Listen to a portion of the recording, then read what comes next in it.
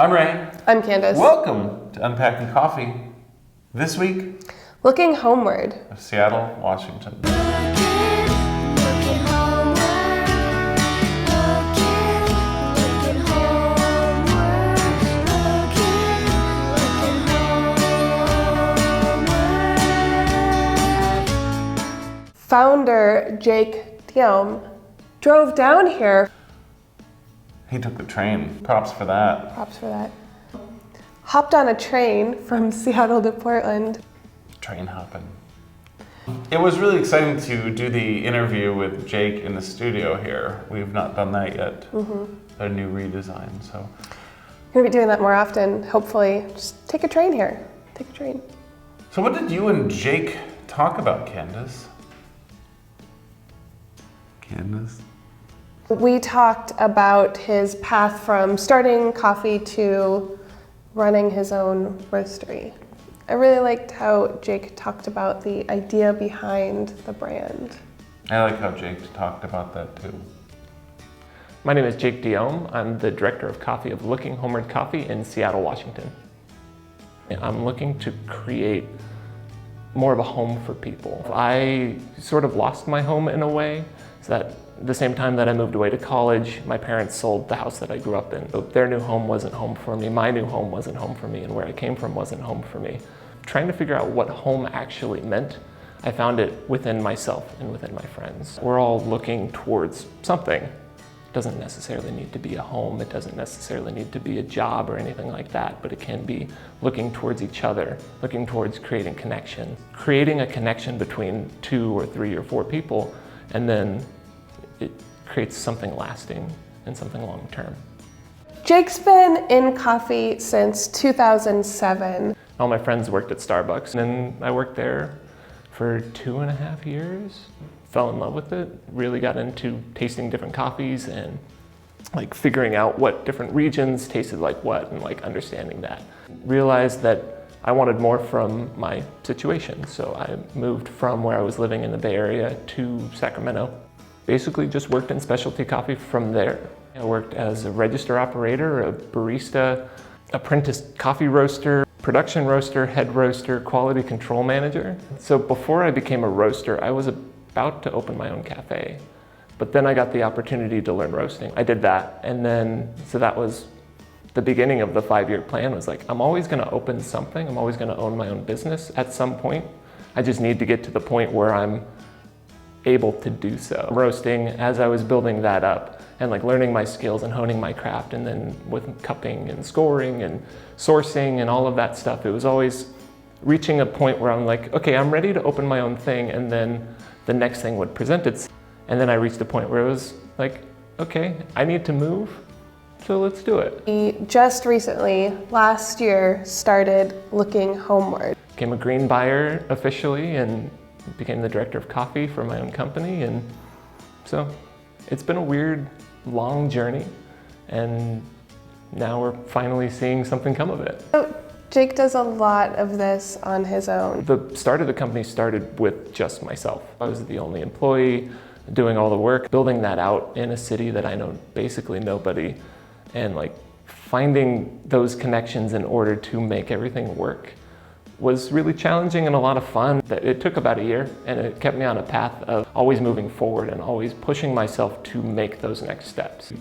To produce anything for my company, I haven't paid anybody for it, never outsourced it. I've done everything myself as much as I possibly can. He also designed the packaging. Right. Yeah. I went through probably 15 to 20 different label designs and bag designs before I landed on what I actually wanted. To this day, I'm still adjusting and changing and growing and being like, oh, why did I do that back in the day? But now I have like 500 of these labels that I have to use, and I'm not happy with it, but I'm still happy with it. Want to see it? Yeah. He actually. It's okay. Okay, We can perfect. survive this. Jake actually showed us on his laptop. He has like an Illustrator file with like a ton of these different labels. Super cool. A lot of these are inspired by vintage stamp design. I find a lot of inspiration in stamps. Find different like stamp designs, and then I recreate them in Illustrator, and then build different like designs off of those designs and do a lot of really cool, fun things.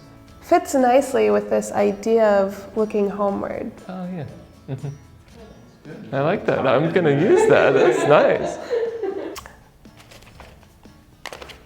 I really love how each coffee has a distinctly different design, and yet they're all noticeable as part of this larger brand. Everything for me with the label is with the intention of getting people to pick the bag up. If I can get you to pick the bag up, then I can get you to try my coffee. And if I can get you to try my coffee, then I can have you come back. I have some information on the front, but I have a lot more information on the back. And in order to figure out what I'm about, you have to turn the bag around. Jake did mention they're working with some pretty cool importers. Red Fox, among others. And it's pretty neat that they put it right on the package.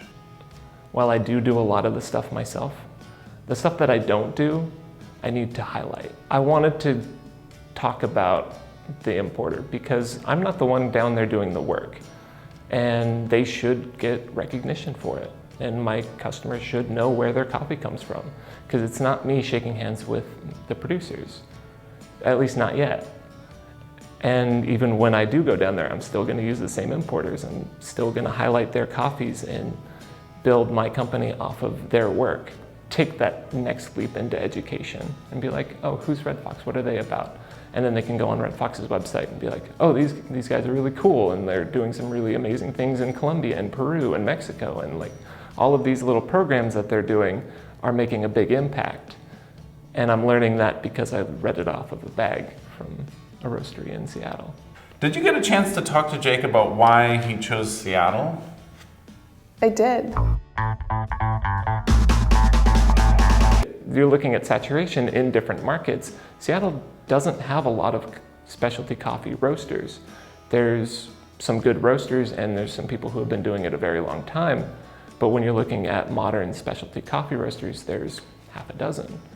Like, we're all just a small group of really passionate people.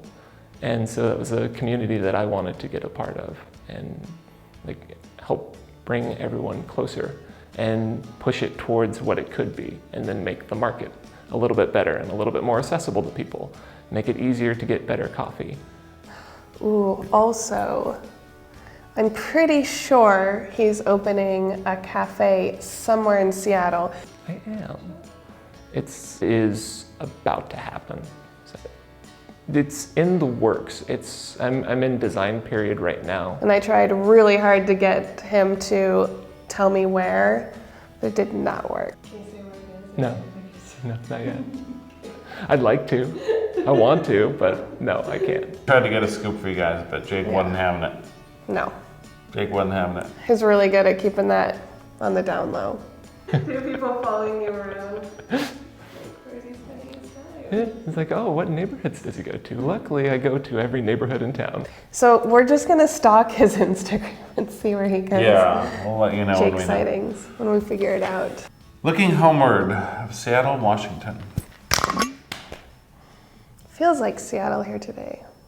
I've been to San Francisco, New Amsterdam.